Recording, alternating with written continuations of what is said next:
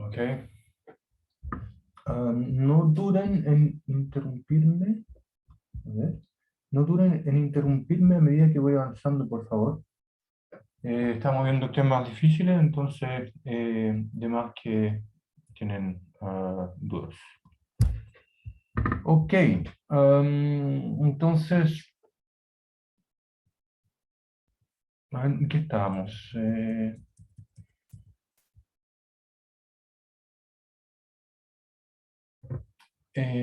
Ok, vimos la radiación termal y...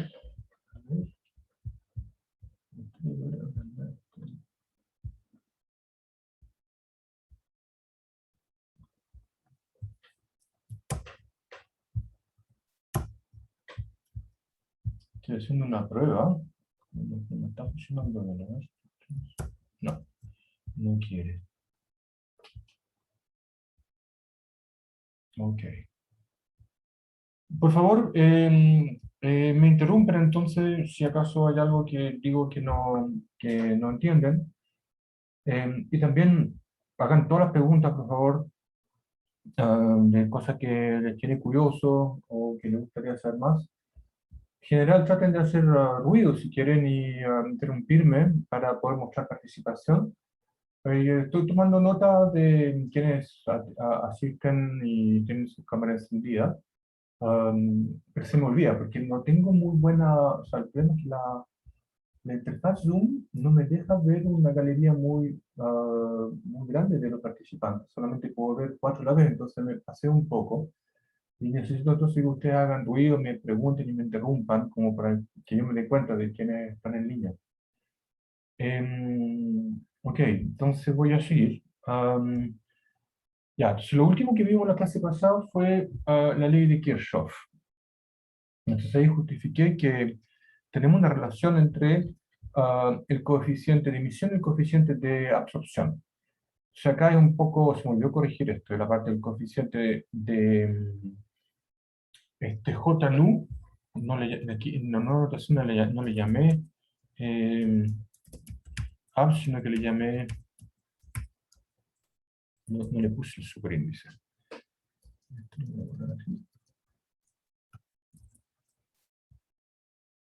Ya. Ok, entonces, en la notación que estamos siguiendo, el coeficiente de emisión que produce fotones por unidad de volumen, simplemente se llama J. Y entonces hay una relación entre J y el coeficiente de absorción debido a absorción pura. Ese lo distingo del otro coeficiente de absorción que era el de scattering, de manera que dentro de la ecuación de transfer, recuerden que acá tenemos dos coeficientes de absorción, uno de scattering y otro de absorción. O sea, el coeficiente de absorción total está compuesto por dos coeficientes de absorción distintos. Ya.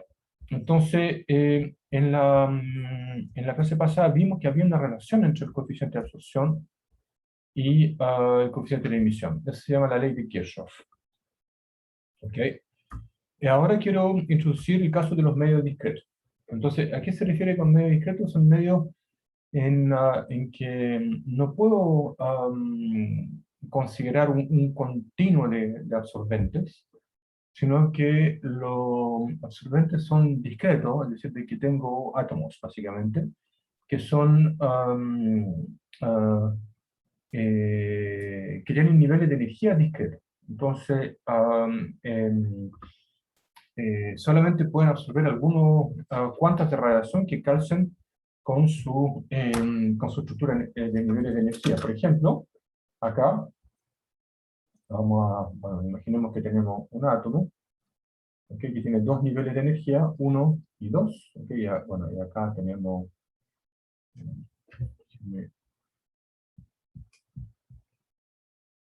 acá estoy graficando un electrón entre dos niveles cuánticos. Y entonces tenemos estos dos niveles de energía, E2 y E1. ¿Ok? Entonces, ustedes saben que típicamente cada nivel de energía tiene lo que se llama subniveles o una estructura en capas, ¿no? ¿Se acuerdan de cuando uno ordena los niveles de energía en un átomo? Parte con el 1S, después le pone el 2S, después el 2P. El 2P tiene tres niveles posibles, etcétera. Y entonces uno después lo va llenando con un electrón con spin arriba, otro con spin abajo. Ahí ya llevo 4 electrones en este átomo y podría haber uno guacho ahí en la capa, en la última capa. ¿Ok? Entonces, por ejemplo, de memoria creo que carbono tiene 6 y sería este caso. ¿Ok? Entonces, este sería el caso Z igual 6.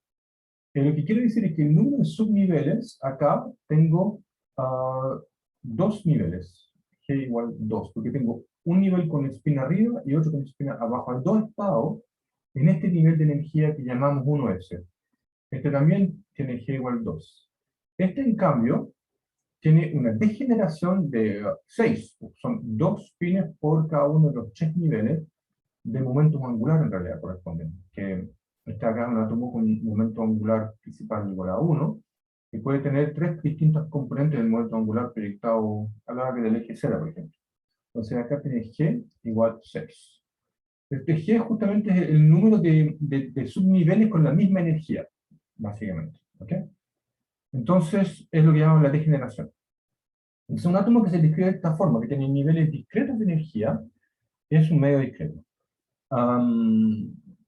Entonces, en estos casos, usamos los coeficientes de Einstein para describir la interacción de la radiación con el medio discreto. ¿Ok? Entonces, tenemos tres coeficientes de Einstein. Tenemos A21, que sería entonces, si tengo un electrón en el nivel 2, un decaimiento espontáneo, sería entonces el decaimiento espontáneo, sin que se haga nada, simplemente porque el nivel 2 es un nivel excitado, y el nivel excitado a veces es metastable, no dura para siempre, y por lo tanto puede decaer, igual como decaería una sustancia radiactiva. Entonces, esto de acá sería el decaimiento espontáneo. ¿Ok?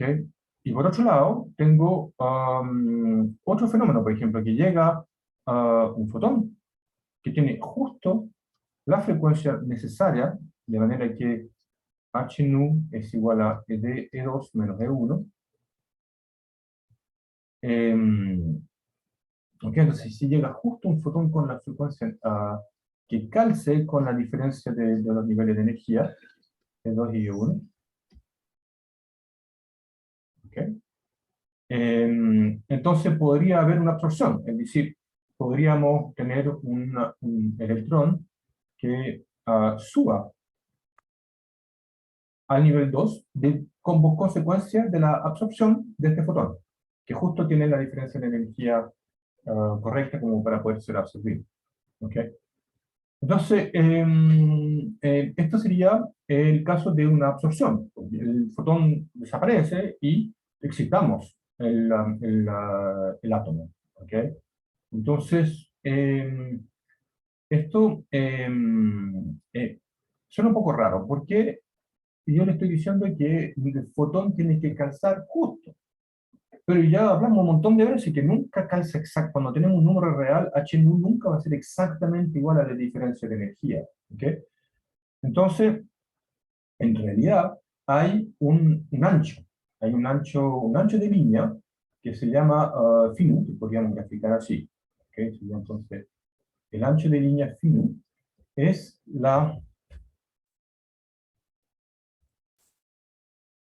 perdón, la φ sería entonces una curva muy angosta, ¿sí? ¿Ok? De manera que la probabilidad de absorción la vamos a escribir de esta forma, la vamos a escribir así como con un coeficiente B12 multiplicado por una sumatoria sobre todas las frecuencias de la radiación incidente, y ahí uso la intensidad específica media, multiplicado por ese perfil de línea. ¿Ok? Entonces, la gracia de esto es que esta función tiene, está normalizada, o sea, tiene área 1. Y entonces esto de acá sería la tasa de absorción.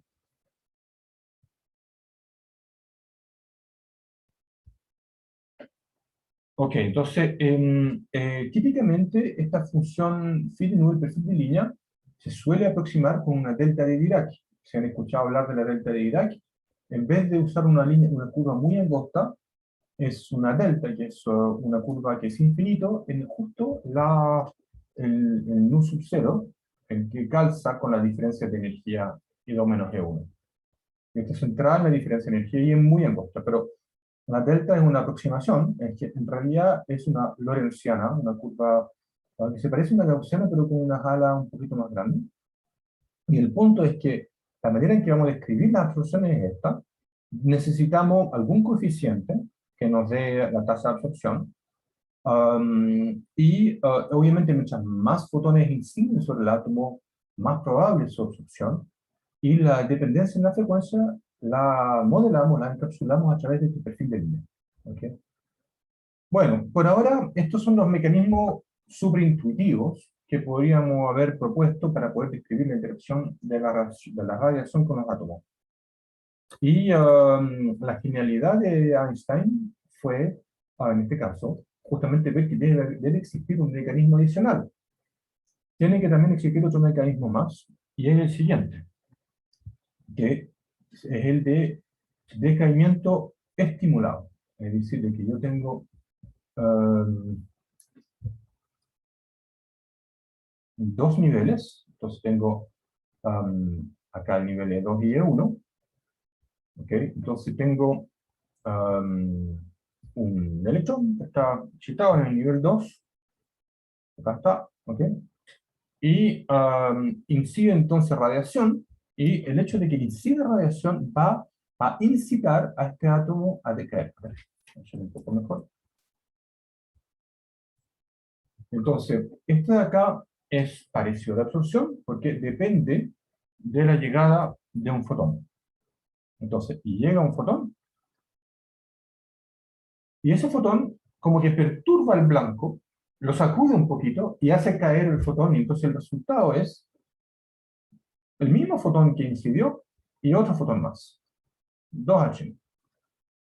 ¿Ok? Eso se llama el decaimiento estimulado. ¿Ok? Entonces, vamos a escribirlo así. Esto va a ser nuevo coeficiente B21. También vamos a sumar sobre la frecuencia. ¿Ok? Y eso le vamos a llamar la tasa de decaimiento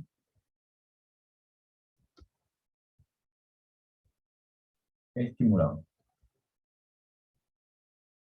¿Ok? Esto es poco intuitivo, es medio raro en algunos aspectos, pero es necesario, porque si no, no funcionan las cosas en física.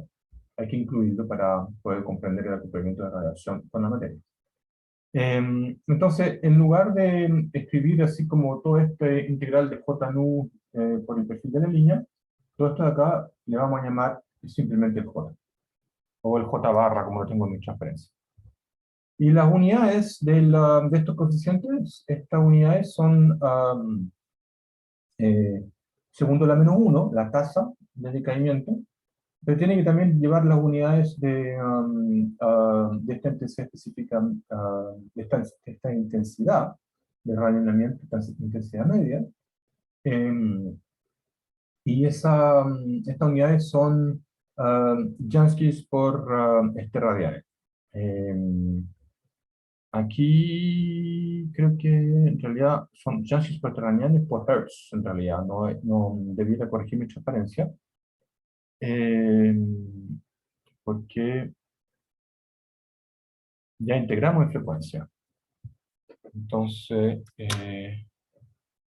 voy a corregir el tiro, si no después se me va a olvidar.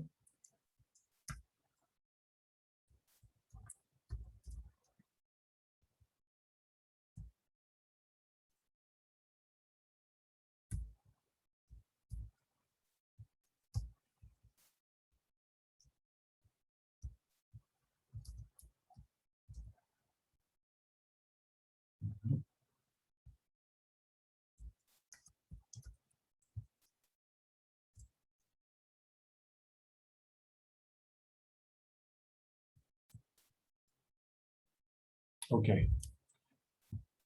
Bien, entonces, ¿cómo usamos estos coeficientes de Einstein? Sí, un comentario antes de ver cómo funcionan los coeficientes de Einstein. Un comentario sobre el perfil de la línea. Em,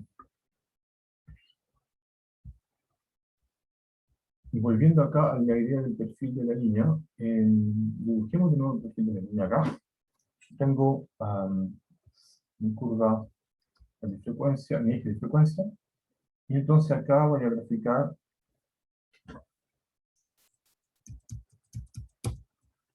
a lo mejor algo así, voy a poner un ancho de línea. Esta de acá es phi de nu. Y entonces esta de acá tiene un cierto ancho medio, delta medio, ¿ok? Ancho total a media altura. Entonces resulta que existe el principio de incerteza tiempo-energía.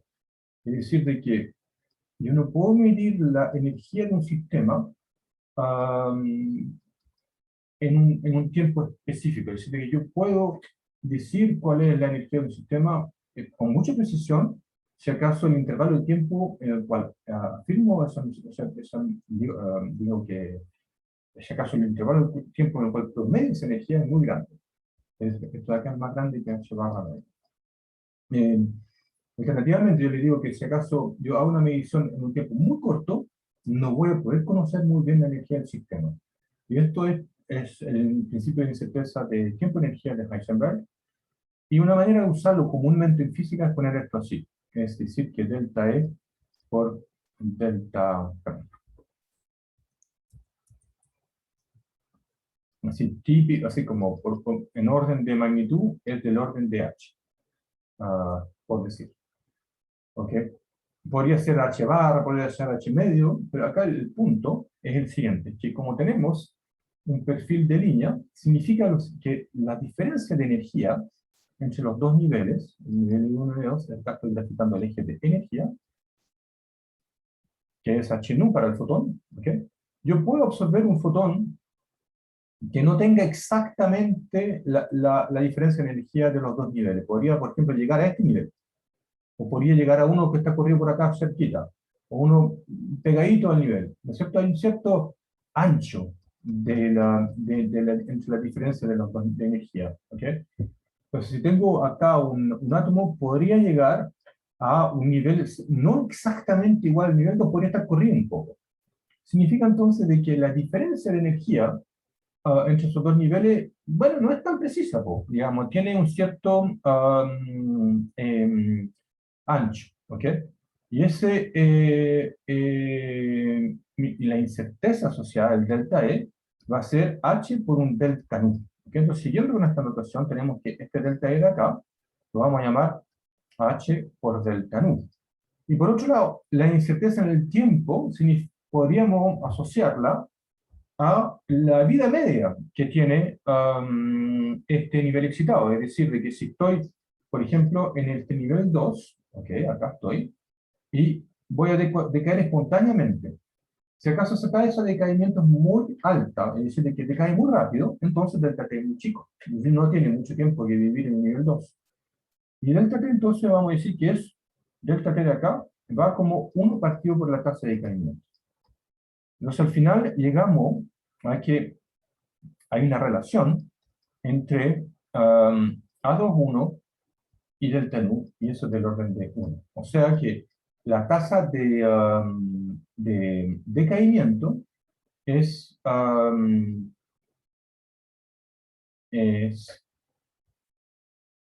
perdón, aquí lo escribí mal.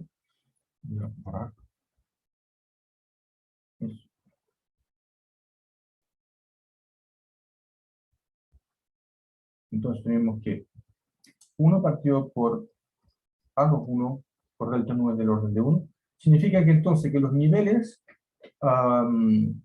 que son, lo voy a poner otra vez, que el ancho de los niveles, el ancho del nivel, va como a 2,1. Es decir, de que mientras más inestable, más grande el coeficiente de desexcitación, más ancho el nivel el ancho de energía entre los niveles. Es una propiedad interesante, de las transiciones radiactivas en los átomos o en la molécula. Entonces, ahora vamos a ver cómo operan estos coeficientes de Einstein. Entonces, la idea es decir de que vamos a hacer un balance detallado, vamos a comparar todas las excitaciones. Entonces, creamos las excitaciones y la vamos a comparar con todas las desexcitaciones. Lo estamos considerando la población del nivel 2. O sea, queremos hacer las desexcitaciones hacia el nivel 2. ¿Okay?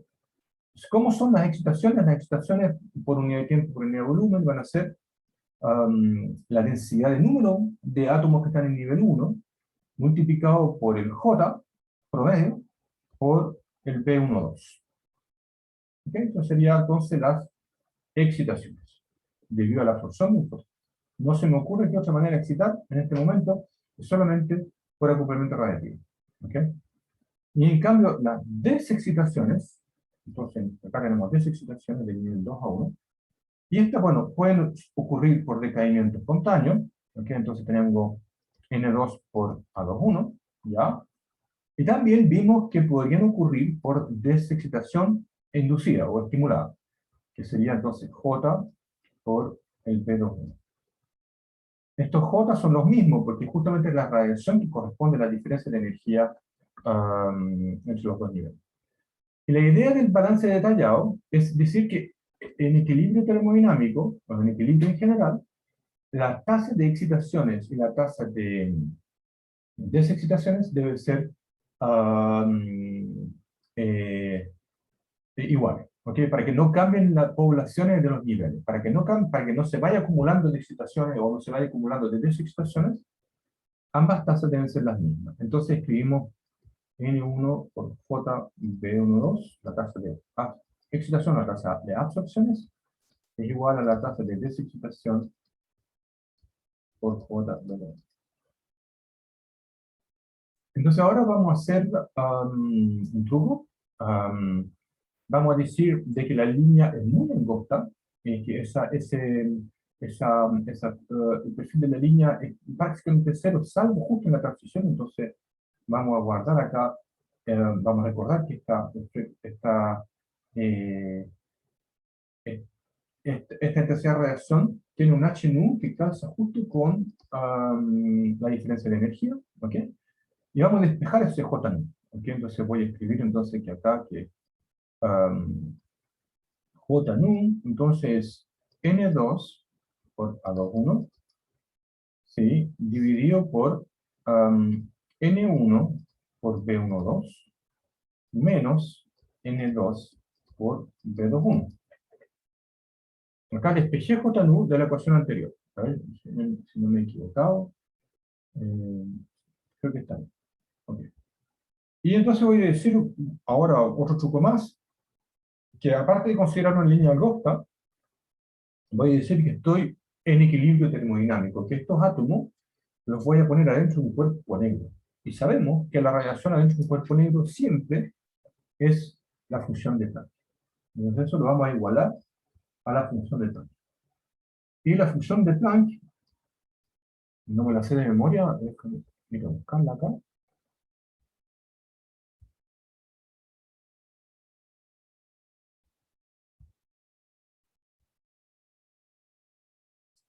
B9 entonces es 2h en un cubo partido por c cuadrado por e a la h nu partido por kt menos 1. ¿Ok? Y además tenemos en equilibrio termodinámico la estadística de Boltzmann, que nos dice que la relación entre N2 y, lo voy a escribir mucho más abajo.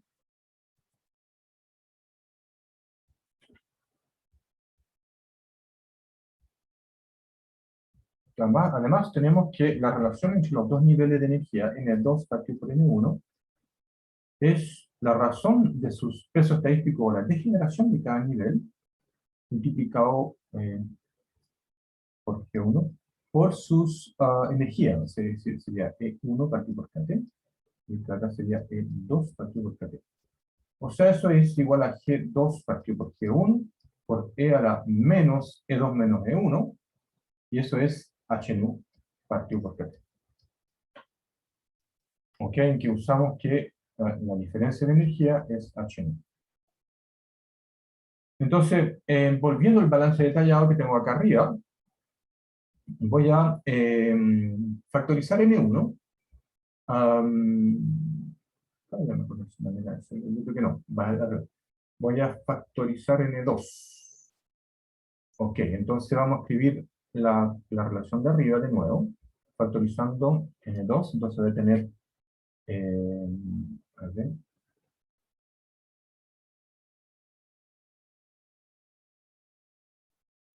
¿cuál me conviene hacer? Sí, eso es. Entonces voy a despejar N2 arriba. Entonces tengo que N2 por A2, 1, partido por N1, B1, 2, N1 factor de B1, 2, menos N2, B2, 1. Perdón, esto de acá es N2 y que factoricé. Pues acá tengo N1 partido por N2 menos B2, 1. Ok. Y eso tiene que ser igual a la función de Planck, que es 2h nu cubo partido por c cuadrado de la h nu partido por t menos 1. Entonces, ahora usamos la estadística de Boltzmann, en que estos N2 se me van. ¿Okay? Y puedo volver a escribir esta expresión de esta forma, en que tengo A21, A21 partido por N1 partido por G2. Entonces esto es G1 partido por G2, el recíproco de lo que tengo arriba, por E a la H1 partido por KT, por B12 menos B21. Y eso tiene que ser igual a 2h nu cubo partido por c cuadrado por e a la h nu kt menos 1. Y esto tiene que ser verdad para cualquier temperatura. ¿Ok? Entonces acá tengo la temperatura y aquí tengo la temperatura. Entonces, para que esto funcione para cualquier temperatura, voy a poner un factor, voy a volver a escribir el denominador, voy a factorizar acá el B21, ¿ok? Entonces, para no escribir todo de nuevo, voy a dividir aquí por B21, y voy a borrar acá, le voy a poner un 1, ¿ok? Acá ponemos unos paréntesis, y acá arriba entonces lo vamos a dividir por B21. A ver, funciona eso, sí. Eso.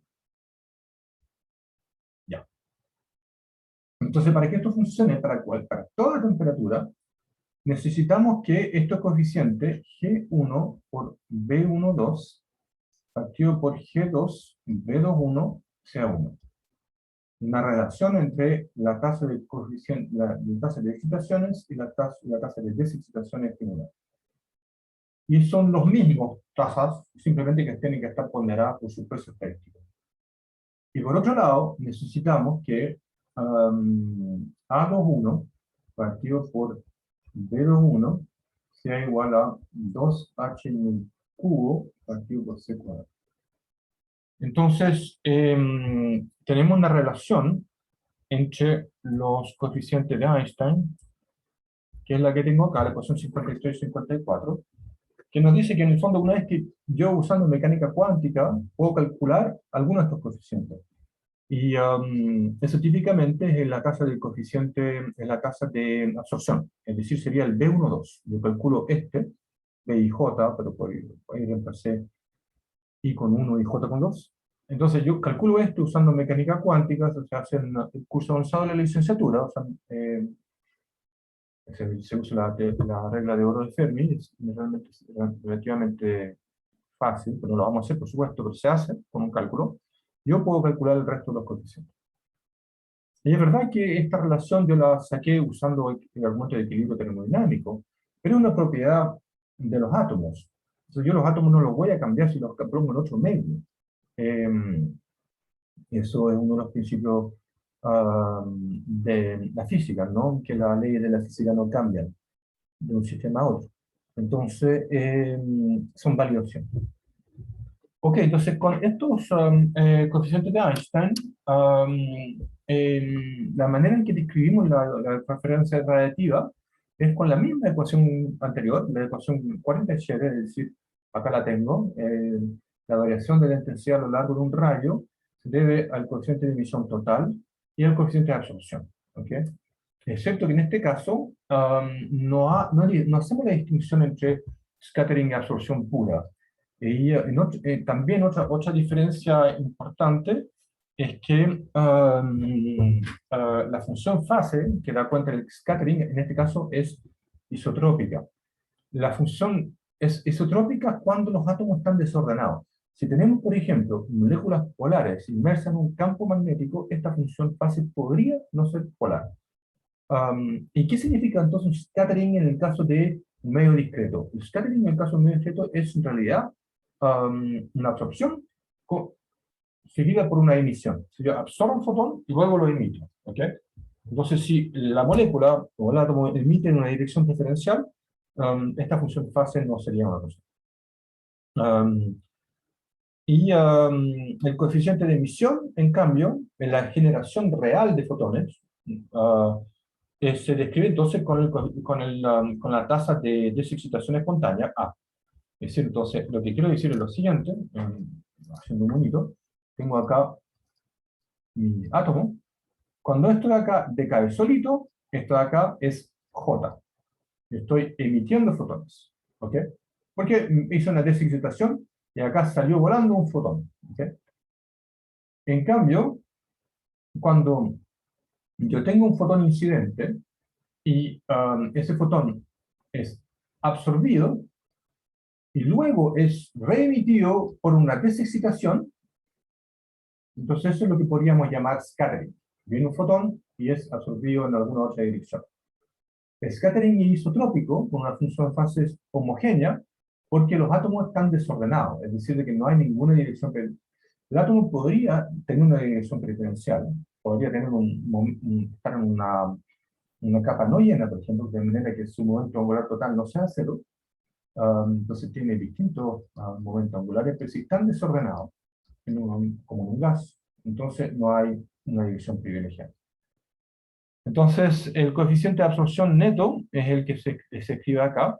Este es el J nu para átomos, y el coeficiente de absorción entonces se debe a la absorción real, tal como la conocemos, de 1 a 2, pero entra la emisión estimulada como una absorción negativa.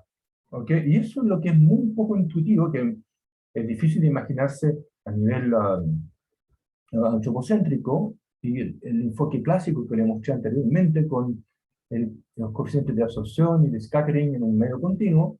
Esto acá no casa para nada, porque tenemos que hay un coeficiente adicional, que sería el coeficiente de emisión estimulada, que en realidad, en vez de absorber, aumenta la radiación.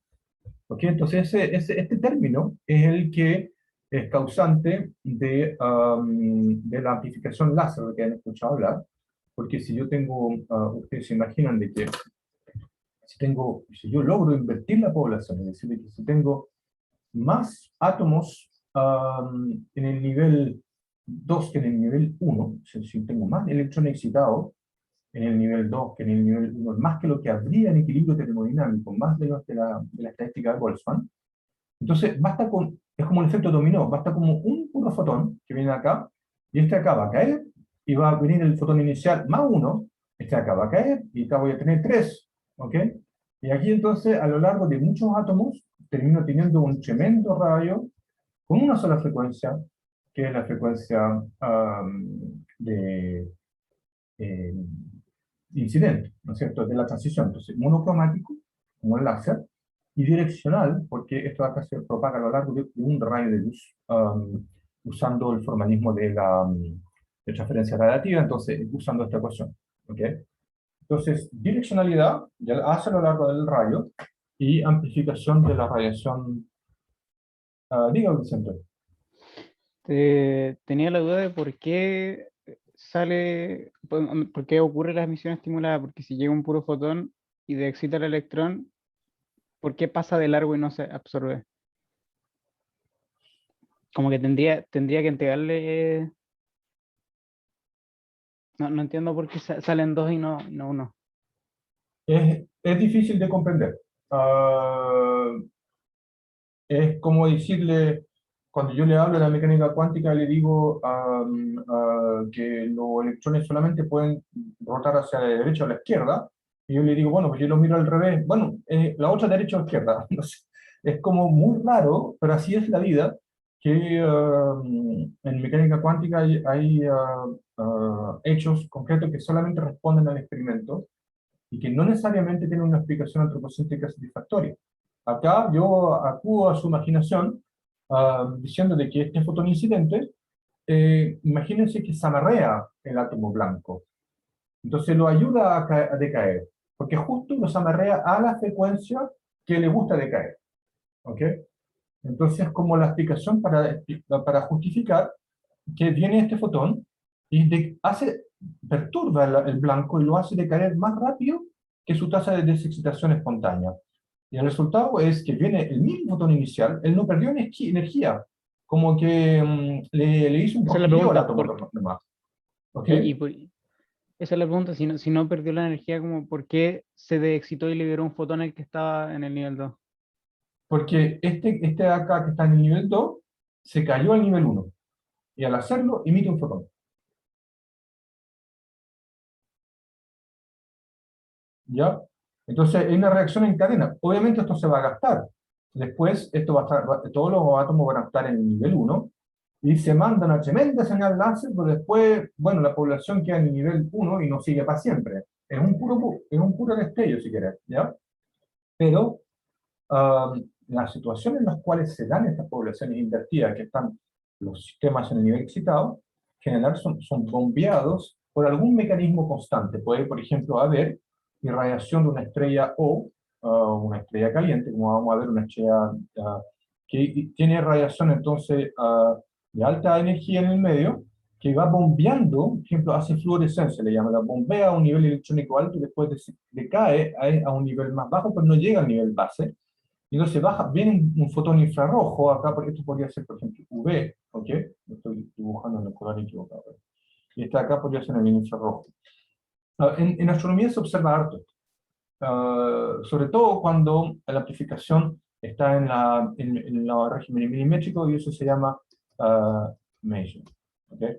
Existen measures de la molécula de OH, de agua, de NH3, ion NH3, me parece. Hay varias moléculas que tienen la propiedad de hacer amplificación láser, simplemente que cuando ocurre la amplificación láser en el radio se le llama un máser.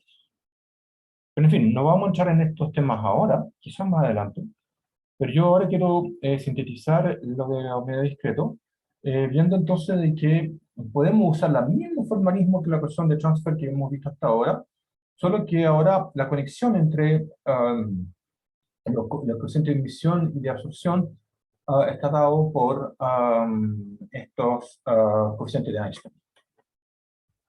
Ok, entonces ahora voy a seguir con algunas definiciones que vamos a necesitar.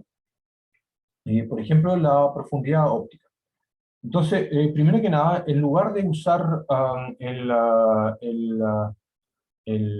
coeficiente de absorción, es típico usar la opacidad, en que tenemos que la relación entre el coeficiente de absorción tal como lo conocíamos y la opacidad capa es a través de la densidad de masa. ¿Ok? Entonces, esto de acá sería en gramos por centímetros cúbicos. ¿Ok?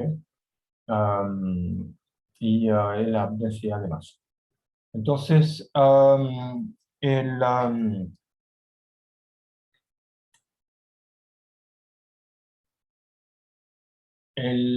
eso por un lado, y lo otro es la profundidad óptica, es la siguiente, que uno define una profundidad óptica como la integral a lo largo del rayo, desde, bueno, por ejemplo, acá dibujo mi rayo, ¿ok?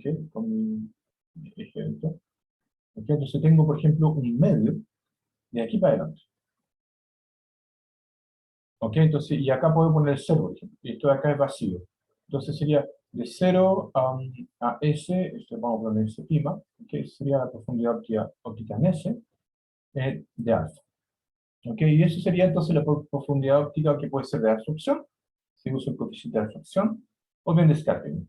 Y esto de acá entonces lo puedo relacionar con la opacidad, con ρ por kappa. Entonces son cantidades que vamos a necesitar. La profundidad óptica es muy importante. Entonces, veamos cómo se comporta la ecuación de Transfer cuando no tengo emisión. ¿Sí? Imaginemos que tenemos un medio que, por este mismo dibujo que tengo acá, la radiación entonces entra a un semiespacio finito, en que acá es vacío, ¿okay? Entonces acá tenía la constancia de la intensidad específica a lo largo de un rayo. Pero ya una vez que entramos acá, tenemos una variación. Tenemos que eh, la intensidad específica decae debido al coeficiente de absorción. ¿Okay? Pero si no hay coeficiente de emisión, esto acá es trivial de resolver. ¿Okay? Entonces yo acá lo puedo escribir como INU igual al INU en 0 por E a la menos alfa S. ¿No es cierto? Eso va a funcionar. Entonces, tenemos un decaimiento exponencial en la intensidad dentro del medio absorbente. ¿Ok? Y también puedo hacer lo mismo dividiendo por h nu. También podría decir que este como número de fotones por unidad de ángulo sólido y unidad de área, etcétera, sería como la intensidad específica partido por h nu. Y entonces tenemos que ese número de fotones va a ser igual al número de fotones incidente menos E a la alfa S. Entonces eso nos inspira diciendo de que, bueno, que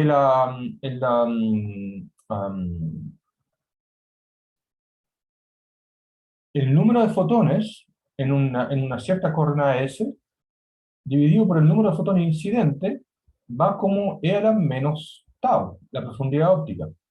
Entonces esta cantidad de acá es como la probabilidad de absorción, la probabilidad de supervivencia en realidad, de no absorción, de supervivencia. De manera que el fotón, digamos, aguante hasta la profundidad óptica tau. ¿Ok? Entonces, con eso podemos calcular qué profundidad óptica promedio recorre un fotón a lo largo de un rayo, y esto simplemente lo ponderamos por su profundidad óptica. ¿Ok? Tau. Y eso el cálculo me da que es 1, una integración por partes que podemos mostrar que es 1. ¿Ok? Entonces, la profundidad óptica media que recorrería un fotón dentro de un medio absorbente infinito sería entonces 1 hasta su absorción. ¿Okay? Y entonces escribimos que ese tau L promedio lo vamos a escribir como un libre camino medio por el coeficiente de absorción, y eso entonces es igual a 1. Y entonces tenemos que el libre camino medio de absorción es 1 partido por el coeficiente de absorción, que también vimos que se relacionaba con la densidad absorbente y su sección eficaz. Eso entonces es el libre camino medio de absorción. Pero yo podría haber hecho exactamente lo mismo, ya el A lo puse al final, podría haber dicho lo mismo diciendo de que tengo un medio que tiene scattering. ¿Ok? Entonces, un poco más complicado en el caso de scattering, porque yo también puedo aumentar la radiación a lo largo del rayo, por efecto reflejo. Sin embargo, la idea es más o menos parecida, y uno extrapola este libre camino medio de absorción al libre camino medio de scattering. Y lo dice de la misma manera, que es el recíproco del coeficiente de absorción. ¿Okay? Entonces tenemos dos libres caminos medios, uno que está asociado al recorrido típico que hacen los fotones antes de ser absorbidos. Entonces tengo acá un recorrido de un LA, ¿okay? Y podría tener, por ejemplo, ah, otro fotón, esto sería el libre camino medio a la absorción, pero también podría tener otro rayo que termina acá debido a un scattering, y acá tengo otro scattering, ¿ok? Y este puede seguir porque el fotón sigue viviendo, no fue absorbido, ¿ok? Entonces, hay dos leyes de camino medio, uno de absorción y otro de scattering. El largo relativo depende de la longitud de onda, depende del blanco, ¿ok? Pueden ser más grandes o más chicos. Ok, entonces, es típico cambiar de variables y escribir la ecuación de transfer. Vamos a escribir la ecuación de transfer aquí.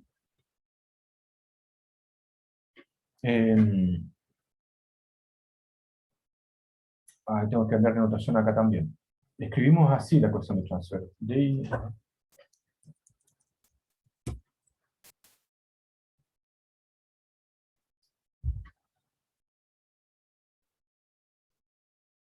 De tau es, perdón, d1 a ds es entonces j nu, el coeficiente de emisión, menos alfa nu de absorción por nu, menos alfa nu por la intensidad por scattering, más el j nu de scattering. Esto de acá sería el j nu. Y entonces la idea es definir una nueva variable en la cual tenemos con el coeficiente de absorción total, llamémoslo así, es la suma de los dos coeficientes de absorción. Yo factorizo acá y divido. Entonces voy a tener d nu partido por el alfa total dividido por ds, igual entonces a j nu más j nu scattering partido por el alfa total, ¿ok? Y esto de acá le vamos a llamar la función fuente. La razón entre todos los coeficientes de emisión y todos los coeficientes de absorción se llama la función fuente.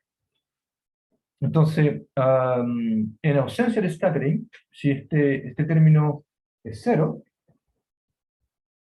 porque entonces en ausencia de scattering, si este término de acá es cero, ¿ok? Y este alfa es simplemente el alfa absorción, la función fuente es la función de Planck, ¿ok? Entonces, es el caso de un mecanismo de emisión termal.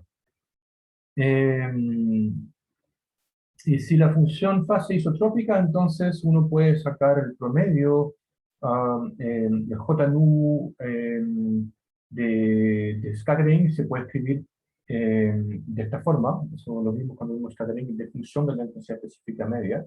Y vemos entonces que la función fase para scattering isotrópica tiene esta otra pinta, entonces no es el cuerpo negro. ¿Okay? Es más complejo. Igual está metido el cuerpo negro ahí, porque el cuerpo negro vimos que era la razón de J nu absorción con alfa nu absorción. Entonces, si yo factorizo alfa nu absorción, voy a hacer crecer acá el cuerpo negro. Para terminar hoy día, quiero hablarles de un ejemplo, sería una aplicación, la aplicación más típica, de cómo se usa esto. Entonces, esto es súper importante que lo vean ustedes por su lado.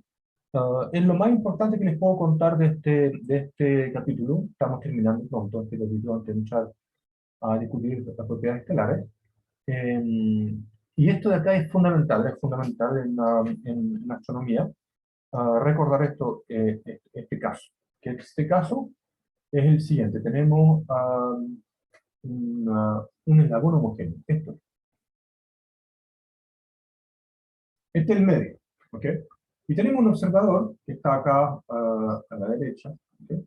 Y el observador observa una estrella eh, a años luz. Ok, muy lejos. Y entonces inciden fotones a lo largo de esta nebulosa, el saco carbón, qué sé yo, que está en camino, que nos impide entonces ver esta estrella. Y vamos a hacer una aproximación. Es como la vaca esférica. Lo que está entre medio, esto de esta nube interestelar, va a ser un eslabón homogéneo. ¿Okay? Entonces va a tener un coeficiente de emisión, un JNU, y un alfa nu, que son constantes a lo largo del rayo. ¿Okay? Entonces tenemos acá el eje S. ¿Ya? Entonces, también vamos a decir de que no hay escatering. Esto es una aproximación, es, es mala, tampoco es terrible, pero es el único caso que tenemos una solución analítica. Exacto. ¿Okay? Es por eso que se usa un montón. Entonces, en ese caso, la, eh, la ecuación de transfer la podemos escribir así, como d a ds. Es entonces la función, el coeficiente de emisión menos el coeficiente de absorción por minuto. ¿Okay? Y entonces acá yo puedo factorizar el alfa nu, y esto lo voy a, se lo escribo acá. Tengo di nu por alfa ds igual a la función de Planck por la ley de Kirchhoff, ¿okay? Menos I. Okay. Entonces resulta que la solución de una solución formal de la ecuación 63 es la ecuación 64. Les dejo de tarea demostrar que funciona. Ustedes toman estas personas y las vuelven a poner en la ecuación 63 y van a ver que funciona. ¿Okay? Eso funciona en el caso, incluso para que, cuando el eslabón no es homogéneo.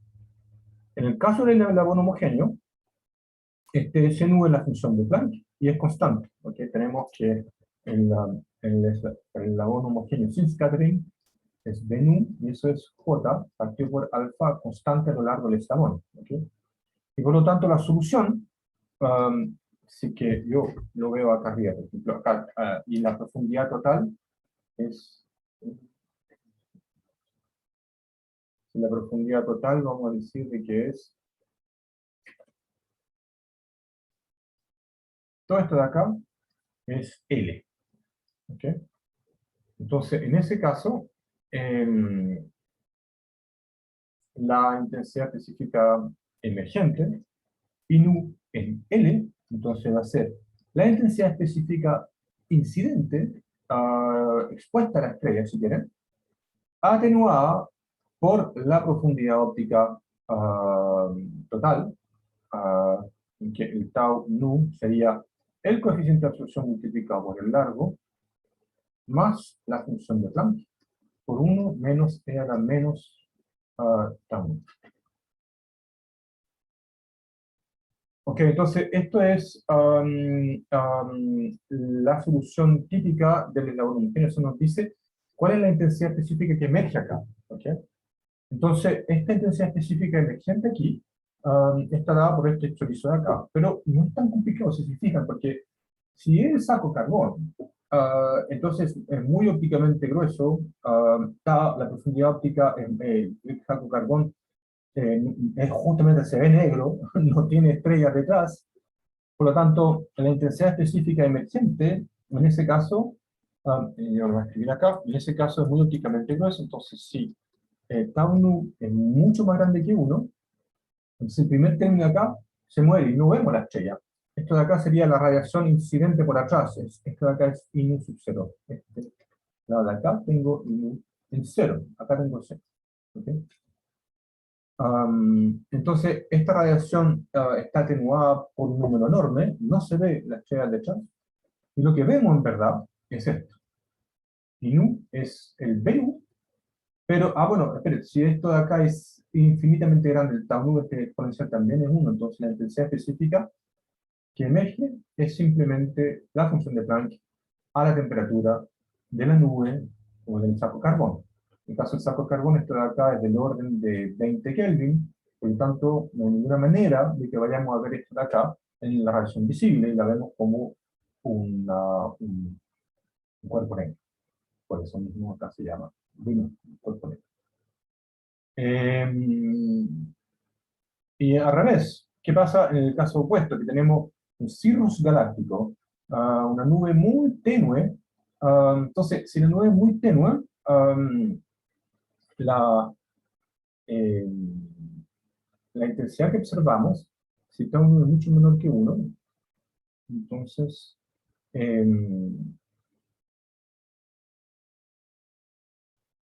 la intensidad de la estrella va a ser poco atenuada, va a ser en 0 por un número que esencialmente es 1, esto acá es aproximadamente 1, vemos la radiación de la estrella, y la contribución de la radiación termal de la nube estará entonces por Bennu, factor de 1 menos esa exponencial. ¿Cómo la vamos a aproximar? Acá tengo el desarrollo interior de la exponencial menos tau, ¿ok?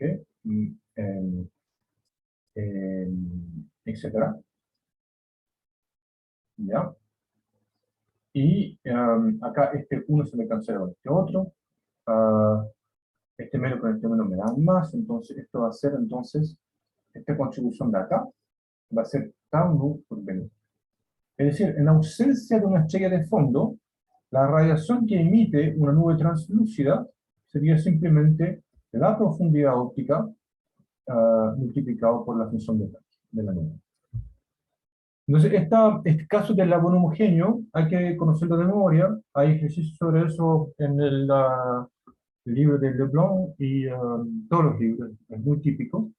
Y le pedí a Carla de hacer una ayudantía sobre este punto para mañana. Entonces, si no tienen preguntas, vamos a dejar la clase hasta acá. ¿No tienen preguntas? Sí, profe, yo quería saber, esta clase y la anterior, ¿están como referenciados los conceptos en cuál de los tres libros que nos dijo? En realidad esos son mi desarrollo. Yo me he basado en muchos libros distintos. Yo creo que el libro más completo es el Carol Nosley, pero el problema de Carol Nosley es que es demasiado básico, va como de realmente los principios, y tiene como 1000 páginas, y por eso yo recomiendo más que lean el libro de Leblanc. Pero si yo no lo conozco bien, lo descubrí justo antes de empezar el curso y me pareció bueno. Pero ahí vamos a ir viendo cómo va. Ya, gracias. Sí. Ok. Bueno, estamos entonces. Muchas gracias por participar y nos vemos jueves. Chao, profe, gracias. Chao. Chao, profe. Chao, profe.